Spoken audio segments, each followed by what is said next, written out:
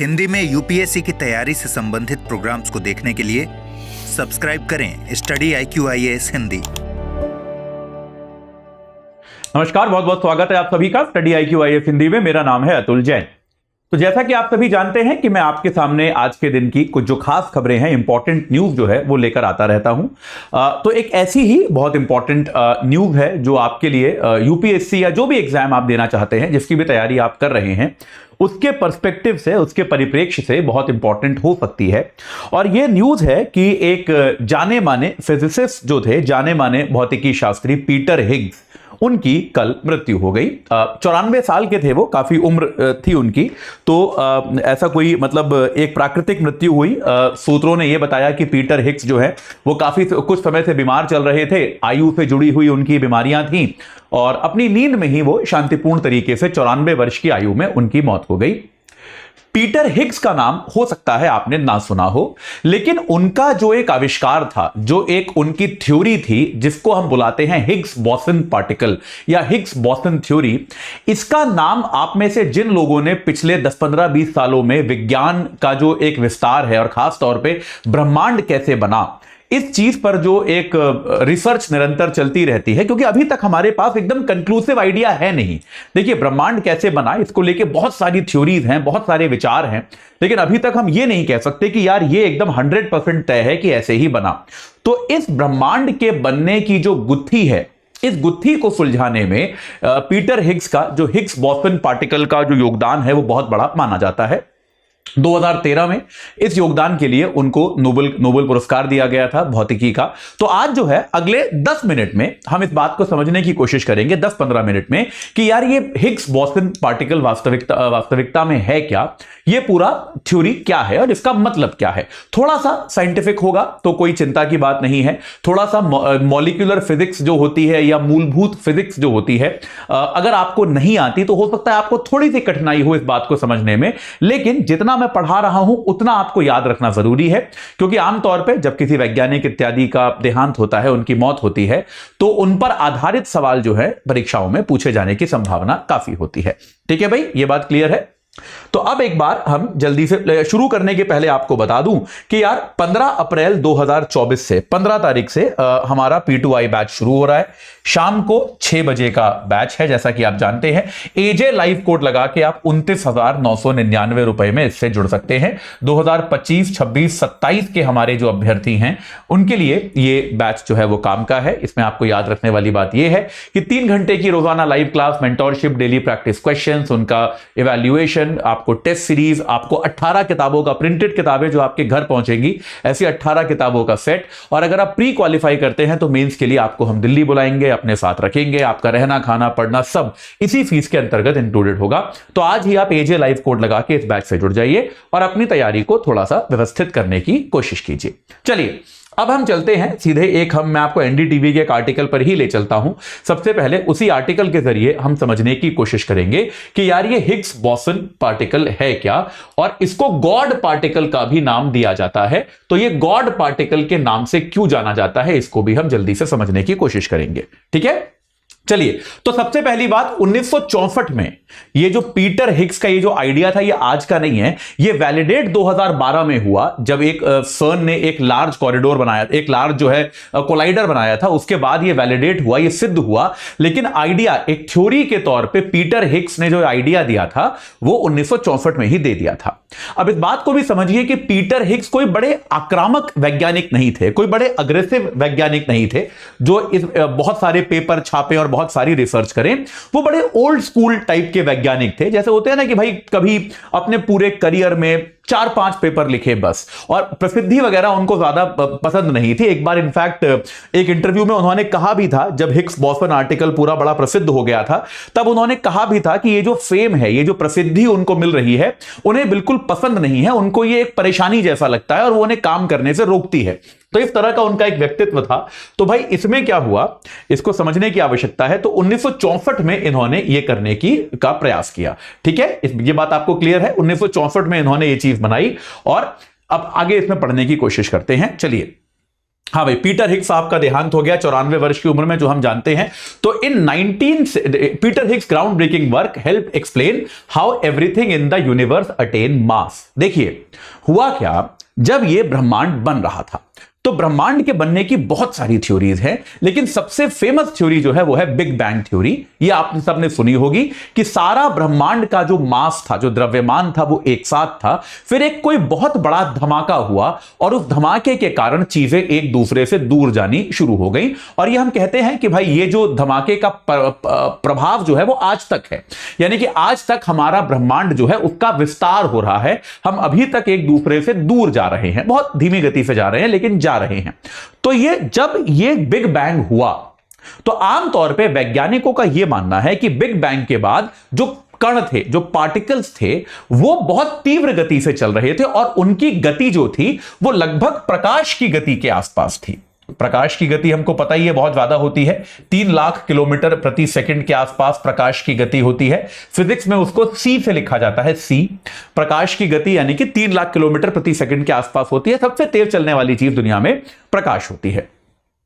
अब बहुत सारे भौतिक शास्त्री इस चीज पर अटके हुए थे कि यार कोई इतने सारे पार्टिकल, इतने सारे छोटे छोटे कण जो हैं, अगर ये प्रकाश की गति से चलेंगे और अगर इनमें वजन भी हुआ, तो अगर इनमें मास हुआ, अगर इनमें थोड़ा भी पार्टिकल, थोड़ा भी उनमें वजन हुआ, तो उनका मोमेंटम जो है, संवेग जो है वो बहुत ज्यादा हो जाएगा। और ऐसे संवेग के कारण फिर ये और दूर क्यों गए, ये रुक क्यों नहीं गए। और अभी हम देखते हैं कि भाई अगर हम ये माने कि ये सारे के सारे पार्टिकल्स जो हैं, अगर ये वजन से रहित थे, अगर ये वेटलेस थे, तो भाई फिर इनमें वेट कैसे आ गया। अभी जैसे हमारे आसपास जो भी पेड़ पौधे हैं, प्रकृति है, आप हैं, मैं हूं, ये जमीन है, पृथ्वी है, हमारे चंद्रमा है, ये सारी चीजें, इन सब में तो वजन है, ये वजन के बिना तो है नहीं। तो भाई ये वजन कहां से आया।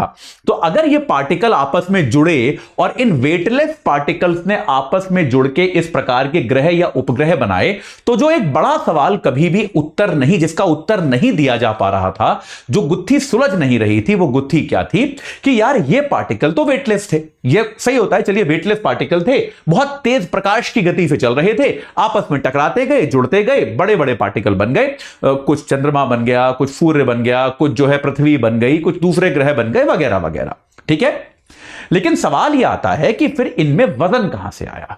तो हिग्स बोसन पार्टिकल जो है वो वास्तविकता में इस वजन की प्रॉब्लम को सुलझाता है कि इन सब में जो वजन आया, जो इनमें द्रव्यमान आया, जो उनका, जिसको याद रखिएगा द्रव्यमान और भार में थोड़ा सा फर्क होता है, पर उतने फिजिक्स में मैं जाना नहीं चाहता, लेकिन इस क्लास के लिए हम द्रव्यमान और भार, वजन जो है उसको एक ही चीज मान लेते हैं। हालांकि थोड़ा सा फिजिक्स में फर्क होता है, उसमें हम जाएंगे नहीं। तो खैर, तो इनमें वजन कहां से आया, इनमें भार कहां से आया, ये चीज जो है, ये थ्योरी एक्सप्लेन करने की कोशिश करी थी पीटर हिग्स ने। ठीक है, तो हिग्स साहब ने कहा क्या, हिग्स साहब ने क्या कहा 1964 में, याद रखिएगा 1964 की बात है, कोई बहुत ज्यादा तकनीकी विकास उस समय तक हुआ नहीं था। ब्रिटेन के थे ये, ब्रिटिश वैज्ञानिक थे। इन्होंने एक थ्योरी दी और इनकी थ्योरी क्या थी, the existence of Higgs boson, a fundamental force carrying particle associated with the Higgs field. तो यार इलेक्ट्रॉनिक्स में क्या होता है, एक इलेक्ट्रिक फील्ड नाम की एक चीज होती है। जैसे मान लीजिए आपने देखा होगा कि इस प्रकार के कई बार मैजिक शो में दिखाया जाता है ना, या फिर चुंबक देखी होगी ना आपने। अगर आप चुंबक के आसपास कोई लोहे की चीज रखते हैं तो वो उसकी ओर आकर्षित होती है, क्योंकि चुंबक में एक मैग्नेटिक फील्ड होता है ना, ये हम जानते हैं, मैग्नेटिक फील्ड नाम की एक चीज होती है। ऐसे ही किसी भी तार से अगर बिजली प्रवाहित हो रही है तो उस तार के आसपास थोड़ा सा ही सही लेकिन इलेक्ट्रिक फील्ड जरूर होता है। ठीक है, ये एक इलेक्ट्रिक फील्ड एक चीज है कि अगर कहीं पर भी इलेक्ट्रॉन का प्रवाह हो रहा होगा या बिजली प्रवाहित हो रही होगी तो उसके आसपास एक प्रकार का इलेक्ट्रिक फील्ड होगा। ऐसे ही पीटर हिग्स ने कहा कि भाई एक चीज प्रकृति में पाई गई जो है हिग्स फील्ड, और ये हिग्स फील्ड कहां से आया, हिग्स बोसन नाम के छोटे छोटे सब एटॉमिक, यानी कि परमाणु से भी छोटे, परमाणु के अंदर के हिस्से के पार्टिकल्स थे। ये पार्टिकल किसी से जुड़े नहीं, ये पार्टिकल आपस में क्या करते थे, आप इसको ऐसा समझ लीजिए कि जैसे आप मान लीजिए जैसे सड़क के किनारे स्ट्रीट लैंप होते हैं ना, वो स्ट्रीट लैंप तो कहीं चलते नहीं। आपने देखा ना, आप सड़क पे गाड़ी चला रहे हैं तो आपकी गाड़ी चल रही है, लेकिन सड़क पे प्रकाश देने के लिए स्ट्रीट लैंप लगे होते हैं। वो स्ट्रीट लैंप क्या करते हैं, सड़क पे रोशनी डालते हैं। ये बात क्लियर हो गई। तो एक तरह से हिग्स पार्टिकल ऐसे ही होते हैं। ये क्या करते हैं, पूरे क्षेत्र में, पूरे इलाके में एक हिग्स फील्ड बना के रखते हैं। ये खुद कहीं नहीं जा रहे, खुद वही है, उन्होंने एक हिग्स फील्ड बना के रखा है।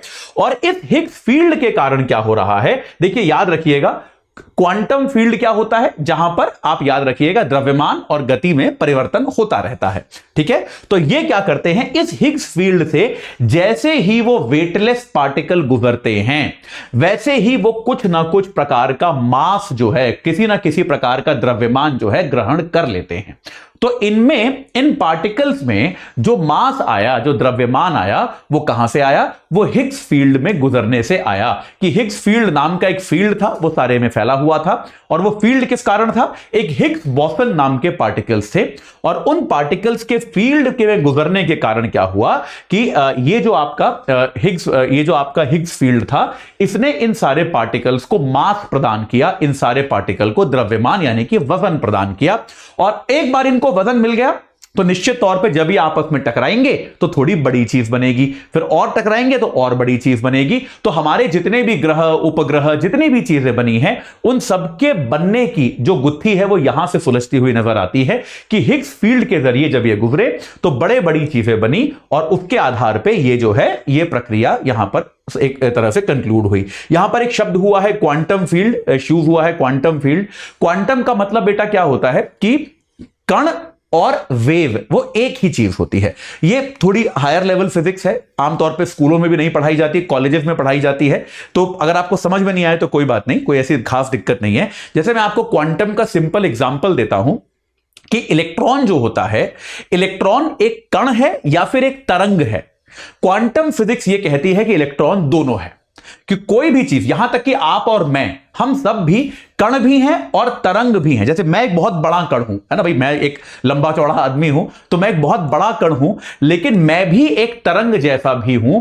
और चूंकि मैं व्यक्ति बहुत बड़ा हूं, मेरा आकार बहुत बड़ा है, इसलिए मेरा जो वेवलेंथ है, तरंग दैर्ध्य है, वो बहुत कम होगा। छोटा सा एक तरंग हूं मैं केवल, लेकिन हर पार्टिकल को, हर एक कण को किसी ना किसी तरंग के रूप में भी परिलक्षित किया जा सकता है, दिखाया जा सकता है। यह क्वांटम थ्योरी है। समझ में नहीं आई तो कोई बात नहीं, क्वांटम थ्योरी आपके काम की नहीं है। बस आप इतना याद रखिएगा, पार्टिकल और वेव ये आपस में इंटरचेंजेबल है, आपस में परिवर्तनीय है। आपको क्वांटम थ्योरी के लिए केवल इतना याद रखना है और कुछ याद नहीं रखना। जो लोग साइंस में इंटरेस्टेड हैं वो आगे पढ़ सकते हैं इसको, जो लोग इंटरेस्टेड नहीं है मत पढ़िए, फालतू में टाइम खराब होगा, कुछ ज्यादा आपको मिलेगा नहीं इससे। ठीक है, ये बात क्लियर हो गई।